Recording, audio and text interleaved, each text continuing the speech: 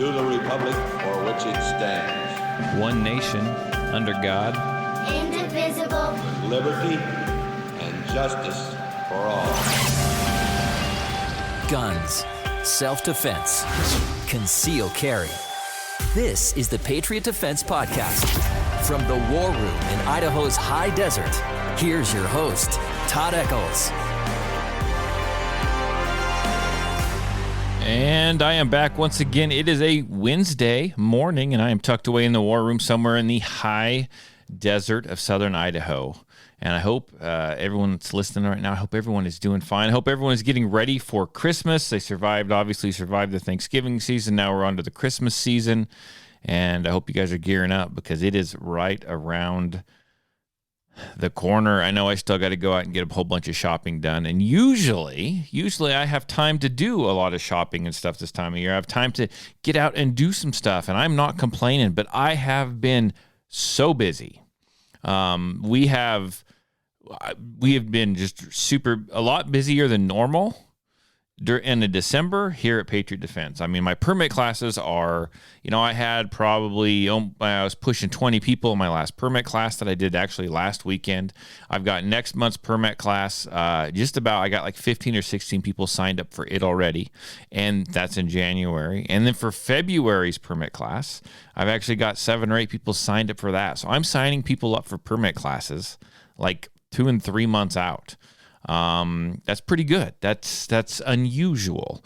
And I'm sure it has to do with the spike in crime, the upcoming election, all that stuff. I'm sure, has something to do with it. But hey man, I'm not complaining. Usually I'm not doing a whole lot this time of year. Like I'm cleaning guns or I'm reloading ammo, and honestly, I don't have a lot of time to do either of those, which is good, which is real good. Something that really kind of stood out to me on my last permit class I did last Saturday is I always offer, when you take a permit class from me, you have the option of purchasing a private class for half off.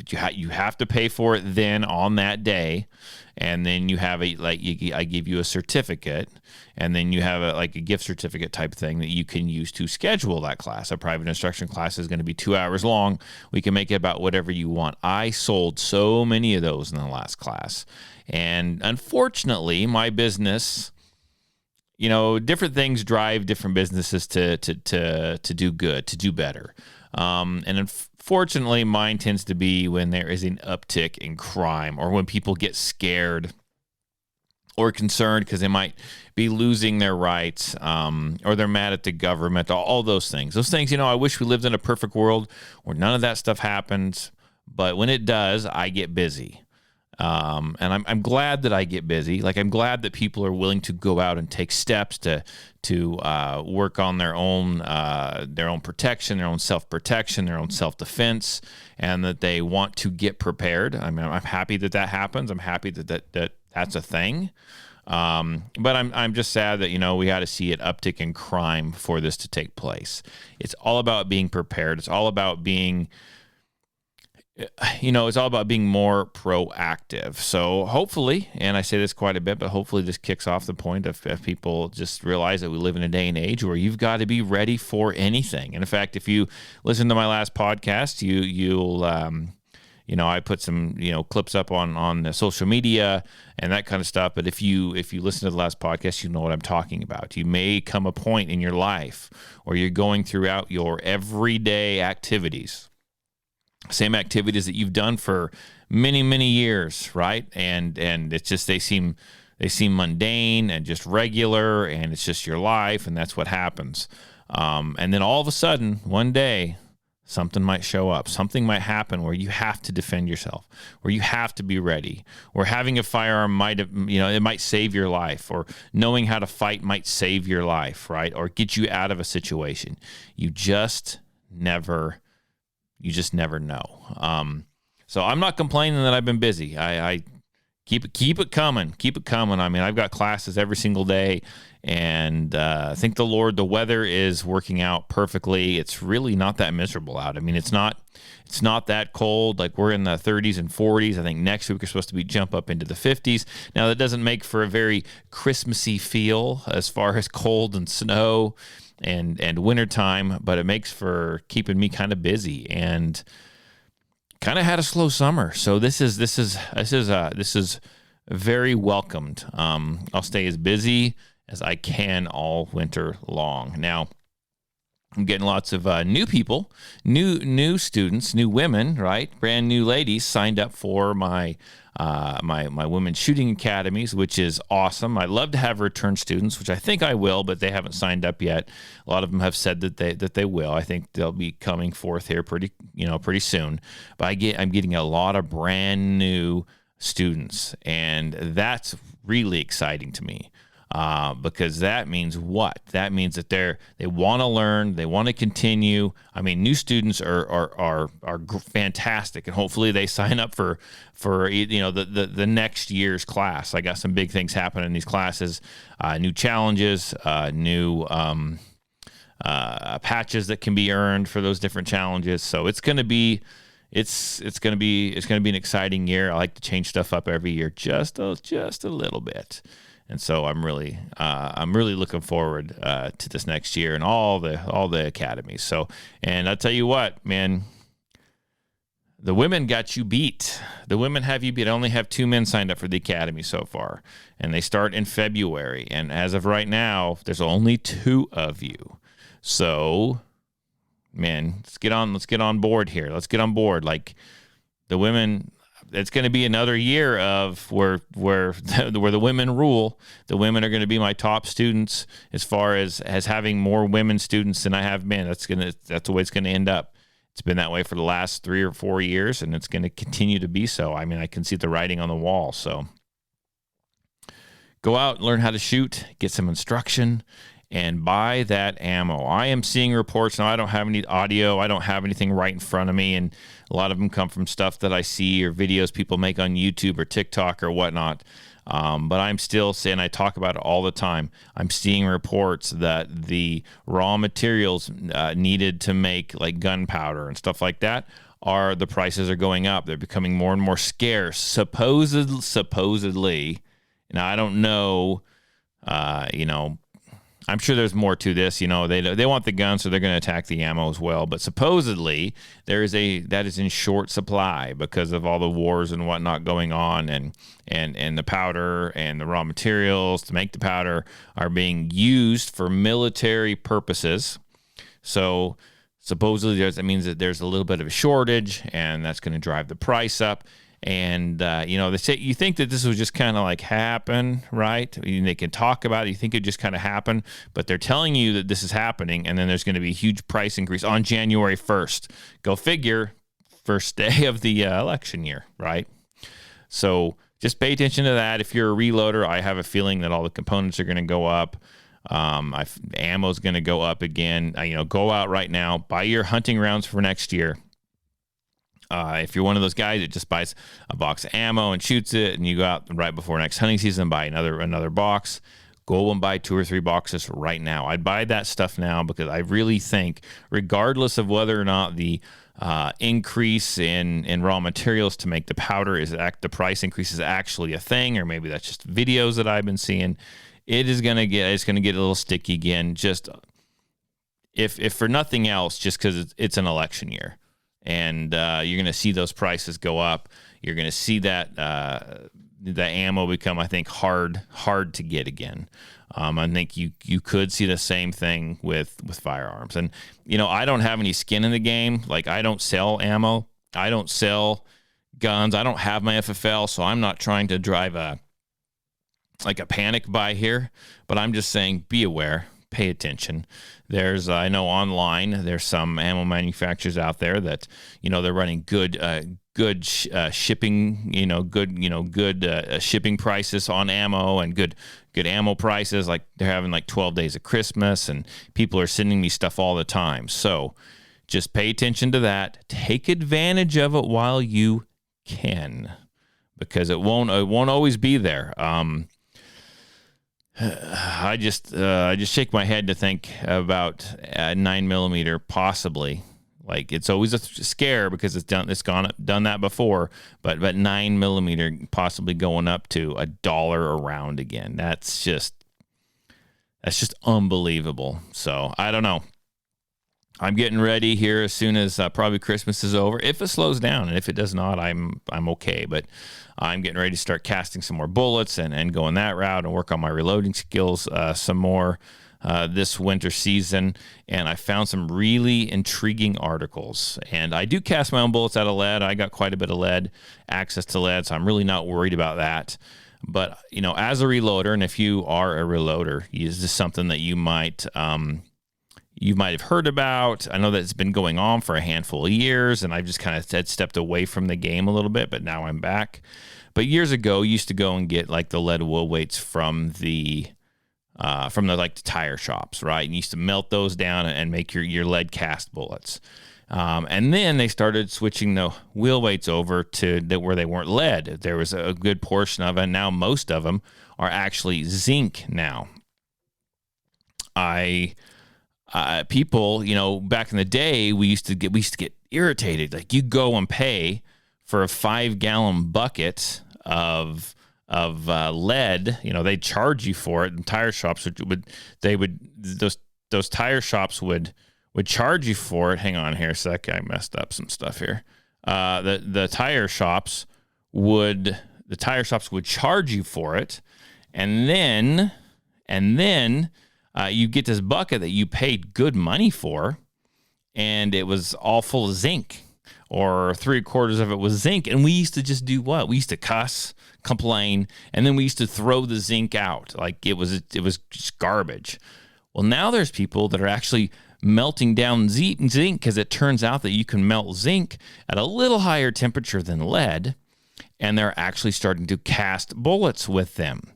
Now they're really sharp looking bullets. I've seen them. Now they're having a little bit of trouble to where the zinc, they can cast uniform bullets, but when they weigh them, the weights are off. And it's because zinc's kind of a junk metal, or kind of like a pot metal type stuff. And so it's weird. You can have the exact same looking bullet, but it'll be different weights.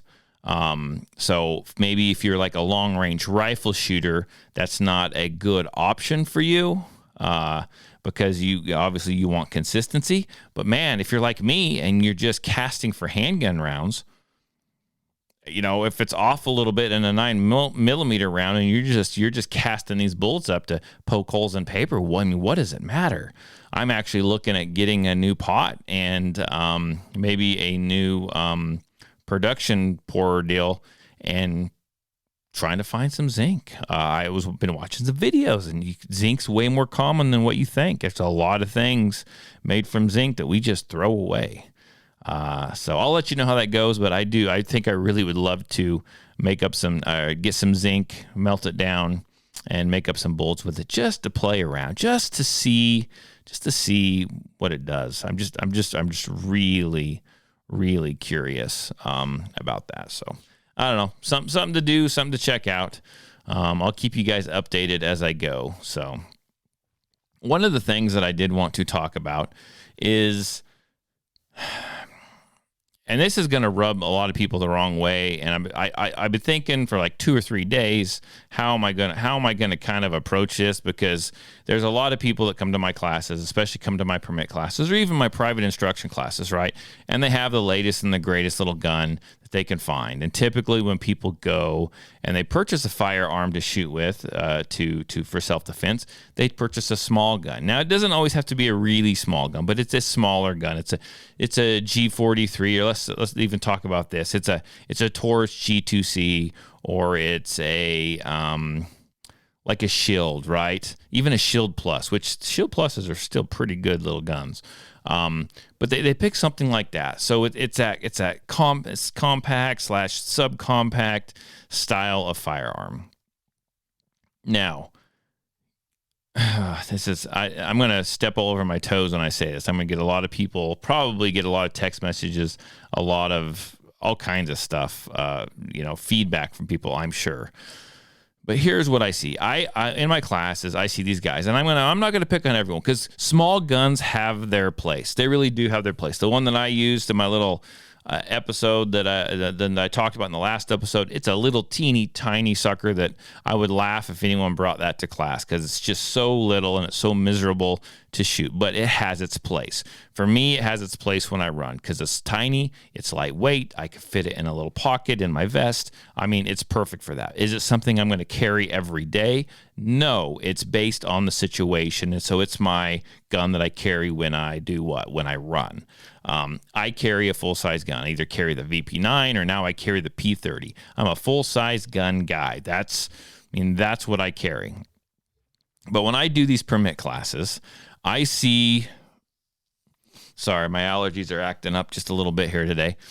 I see these guys with big old hands, like big hands. They show up and they've got the smallest guns. No, I mean for their hands. It's just they're just really tiny and they're shooting them and their hands just envelop this entire gun and they can't hardly hold on to them. They can't grip it correctly because the mags aren't long enough. They're, if they try to do the thumbs forward grip on them, their thumbs are, way out by the barrel, into the barrel of the gun. And it's unsafe. And they just, some of the guys can barely get their fingers in the finger or in the trigger guard to access the trigger. Because there's some people out there with some freaking monstrous hands, right? Those guys should not have a small gun. They should not have a small gun. They should have a big gun, okay? You can learn how to shoot both guns. A lot of times it's easier to train and easier to shoot and learn on a larger gun, and then you can go to a smaller gun. But if the gun doesn't fit your hand, why do you have it? If you can pick up a large gun, a large framed gun, and you can shoot it better and more accurately and more consistently, and because you can, I don't know, hold that gun. It's not the case that those guys with those big hands can't control the recoil of that little gun, but they just can't even hardly manipulate the darn thing because their hands are too big. There's no reason to have a small gun. When you can shoot a large... Okay, I know this is sounding bad because it's sounding like I'm picking on people who have small guns. And I am not, because sometimes those are good for a lot of people, but... if you can legitimately shoot a larger gun better, you're more proficient, you're more accurate, and you're going to carry a gun to do what? A lot of people they'll have a larger gun, bang, bang, bang. They'll shoot it really, really, really, really freaking good. It fits their hands. They're fantastic, right? And they're really good with that gun. But when it comes to carrying a gun, they do what? They carry some little small, tiny thing that doesn't fit in their hands. It's ridiculous. If you're counting on a firearm to defend your life, carry the one that you can shoot. Carry the one that you can shoot well. Don't carry the one that you're going to fumble with because it doesn't fit in your damn hands. It makes sense to me, right? I mean, well, they say, well, I'm going to carry this gun. I can't carry a big gun. I'm like, well, why not? Because you might experience a little bit of freaking discomfort.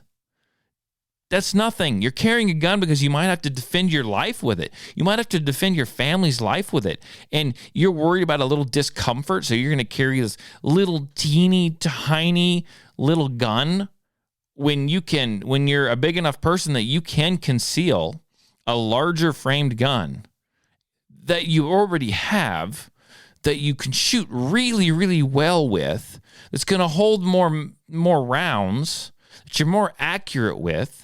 Why wouldn't you carry that one? Why wouldn't you carry that one?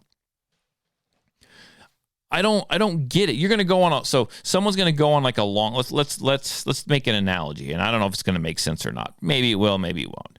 So let's say someone owns two vehicles. They own a little piece of crap, just a crap Geo Metro. Okay, and the thing may get 100 miles to the gallon, but they also own a nice, big, luxurious truck, right? And they're going to go on this big, long vacation, this big, long road trip where they got to drive thousands of miles, hundreds of miles, whatever it is, right? And you take this big guy and you go, hey, what are you going to take? You're going to take your big, nice diesel truck, the luxurious heated seats, it runs really good, it's just comfortable to carry, or are you going to, it may get not great gas mileage, but you're going to be comfortable in it, or are you going to like drive this little shitty Geo Metro because it gets 1,000 miles to the gallon. Oh no! I'm going to drive the big truck. I'm going to drive the big truck because I can drive it easier. And you can shoot a bigger gun better. Why would you choose the small little piece of crap mouse gun over a gun that you can shoot better if it comes to defending yourself? I don't get it. These small guns are dumb. And, you know, they're good for the people that they're good for. I understand people don't have large hand sizes. So we've been talking about people with large hands. Let's talk about people with what? People with small hands now. People with small hands legitimately struggle. They legitimately struggle gripping a large gun. I get that. I've seen those people with those hands. They need a smaller gun. And so if that happens, what do you look at? You look at things like, oh, well, look at they've made some guns for you folks, right? They've made a larger gun with a thin grip.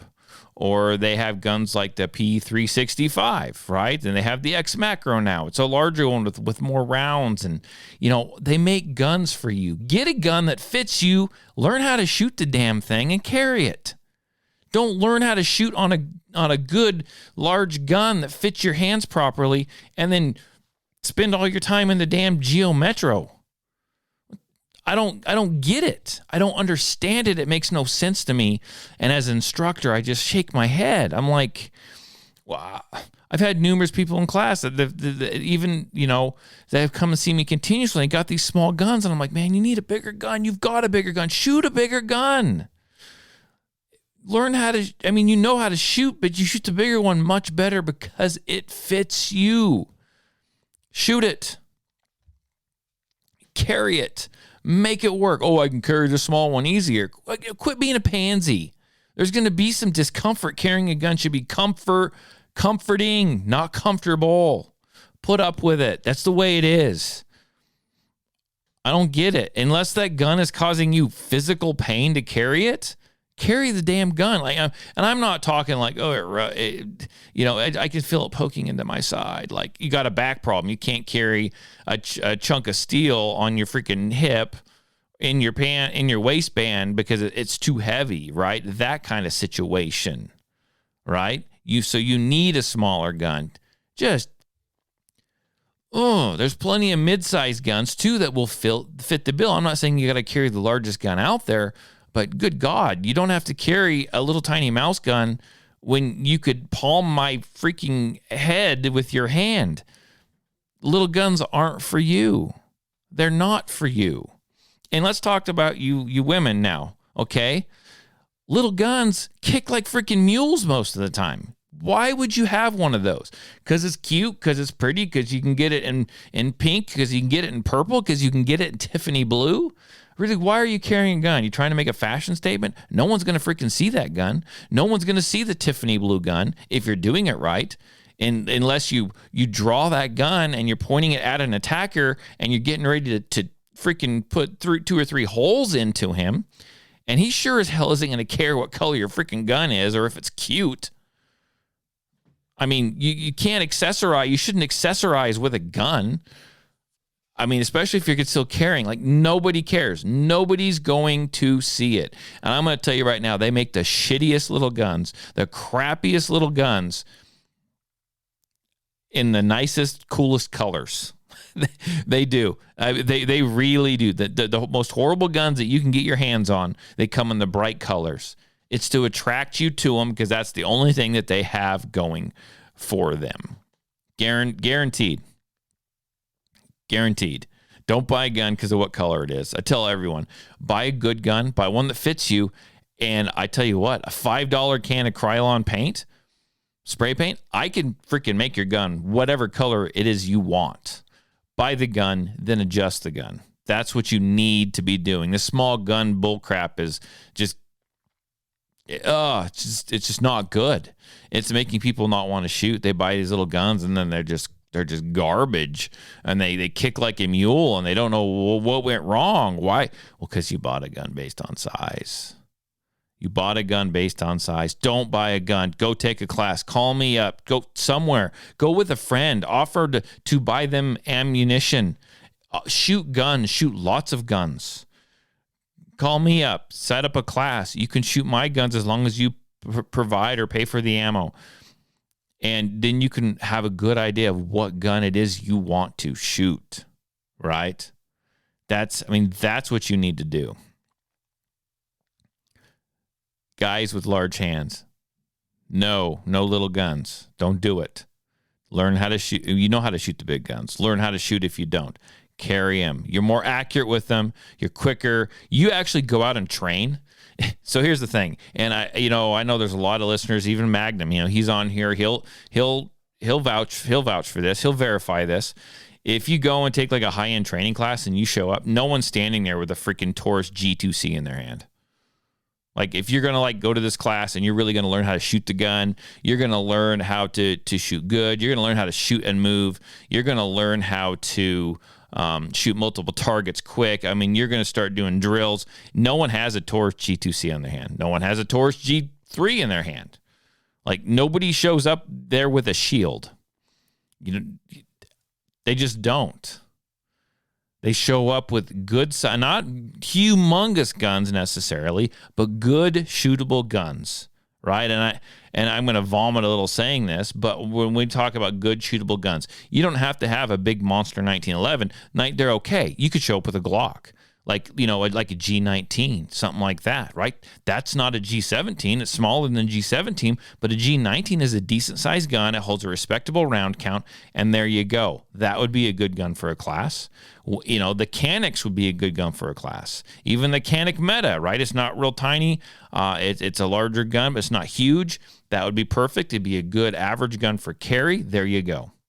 I would even say that if you were taking a class where you're shooting a couple thousand rounds in a few days, or 500 rounds or 600 rounds, right? People probably aren't going to even show up with the SIG P365s. They're going to show up with the larger guns. Why? Because they're better to shoot. They're better to shoot, easier to shoot. And that's the way it goes, man. This whole gun culture where they are funneling people into, right, coming up with these small guns to fit this, what they call this like little niche. Oh yeah, more and more people are carrying, so we got to get something that's going to be easy for them to carry. I see what they're doing, but that's halfway irresponsible. Like, if you want the gun to disappear on you and you don't want to feel it, don't carry a freaking gun. That's just basic right there. That's just, you're gonna forget you have it, right? You're gonna put it in your purse. You're gonna forget you have it. You're gonna take that gun somewhere you shouldn't. Someone's gonna find it, right? I like a little gun because I like to just stick it in my pocket. Yeah. Well, guess what? You're gonna go home. You're gonna take your pants off. You're gonna lay them on your bed, and your freaking kid's gonna find that gun. No, why? Because it was so tiny and it was so light. Because it was the most comfortable thing for you to carry. You're going to forget that thing in your pocket, and your kid's going to find it, and bad shit's going to happen. It's insane. And I get that when people carry these little guns, they're like, well, it carries like awesome. It carries like butter. Like, I don't even know I have it. I'm like, that's the wrong way to carry a gun. You need to know that sucker should be halfway uncomfortable when you carry it, right? You need to feel the burden of responsibility that comes with carrying a firearm. You need to be extra cautious about keeping that thing concealed and knowing it's there and not doing things that's going to make the gun fall out of the freaking holster. Right? You need a gun that if you have to use it in a defensive situation, you can get a good combat grip on that gun when you draw that gun. It needs to fit your hand properly. And when you get a little tiny gun, and even if you go get a decent holster for it, they're really hard to get a grip on when you go to draw those guns, right? Especially if you have large hands. If you're a medium-sized person, get a medium-sized gun. If you're a large-sized person, get a large gun. If you got small hands and you're a smaller human being, don't necessarily get a small gun, because small guns equal more recoil. You need to look at a slim gun that is a larger size that will fit your hand. And that doesn't mean some massive thing that you can't conceal carry. They make a lot of guns that are slim grips that you can get your hands around, but are more like a full size or medium size framed firearm that are gonna. My wife right now, she wants to. I mean, she can shoot pretty well actually, but she wants to get more into shooting, more than just standing at a table and bang, bang, bang. She can do that all day, no problem, right? She's got a piece of crap, and I'm the guy that bought it for her, and I should have done this years ago. She's got a piece of crap, G43, little Glock, little 9mm, trash gun. I think it is. I don't like it. I hate that gun. She can shoot it pretty well, but you start to take her out there, and you start to do some better training with her, here, multiple targets, multiple this, multiple that. That thing's got such a nasty little recoil. It's just so hard. It fits her hands perfect because she's got little hands. And she can handle the recoil to a certain extent to where she can stand there and shoot it, bang, bang, bang, about that speed of fire. But when you start saying, okay, 2 on this target, 2 on this target, 2 on this target, it's not going to happen because she's not strong enough to control the freaking recoil, excuse me, the recoil of that gun to get back onto target quicker. So then her training just turns stagnant. Like, I love my wife, but she's not going to go out and get super strong and be able to mitigate the recoil of that thing to where she can shoot it quickly. She can mitigate it enough to sit there and shoot at a bullseye target with it, but to go out and have her shoot it quickly and be able to control it and have a flat shooting gun, which then does what? Which then enables her to get off a quicker, more accurate second, third, fourth, fifth shot on that repeated fire. It's not going to happen for her. It's just not. So that is my big complaint of the week. My big complaint of the week. Get a gun that fits you. I bumped that. Get a gun that fits you and learn how to shoot it and carry it. And don't be afraid to carry a larger size gun. You can do it. There's umpteen million holsters out there. There's a ton of different ways to carry these firearms. And, evil is out there. Bad people are out there, and they mean to do bad things to you, and they may come across you one of these days, and you may wish you had a firearm if you don't carry a firearm, right? And guess what? That's an inconvenience. When bad people show up and they want to do bad things to you, like when those people approached me in that parking area, right? That was an inconvenience to me. Right? Inconvenienced my day. I had plans to go run. I had plans to do this and go throughout my whatever. That was an inconvenience to me, right? It's going to be an inconvenience to you if someone ever does a bad thing or harms you or tries to harm you or mug you or your loved ones. That's going to be an inconvenience to you, right? Carry a good firearm. I don't care if it's an inconvenience to you. That could stem off another inconvenience to you. That could help you survive when those bad people try to be an inconvenience to you. Your life's not going to be perfectly smooth, man. I hate to say it. You carry something that you can shoot well. Be inconvenienced just a little bit, right? In the name of safety, in the name of your family's safety. There you go. If you listen to the podcast, I do appreciate it. If you share it with your family, friends, I appreciate that as well. Share it on social media. I should get back on here before Christmas, but hey, I ain't promising nothing. I'm just not. If you want to help it out, like I said, share the podcast. That'd be absolutely fantastic. I do appreciate everyone that has listened to me over the years. And if years ago someone stopped listening to me, they're not going to hear this, but thank you. Thank you for listening to me when you did. I do appreciate it. I'm not going to stop doing the podcast anytime soon. And I try to get regular doing it. Sometimes it just doesn't work out. Life happens. But it is what it is. Everyone have a good Christmas. If I don't talk to you before then, have a good Christmas. Be safe if you travel. Spend time with family. And go out and buy that ammo. Go out and buy that ammo before it goes up. Go out and buy that those reloading supplies before it goes up in price. Don't go and buy it when it's 9mm $1 around. Don't do that to yourself. I'll talk to you guys later. Bye.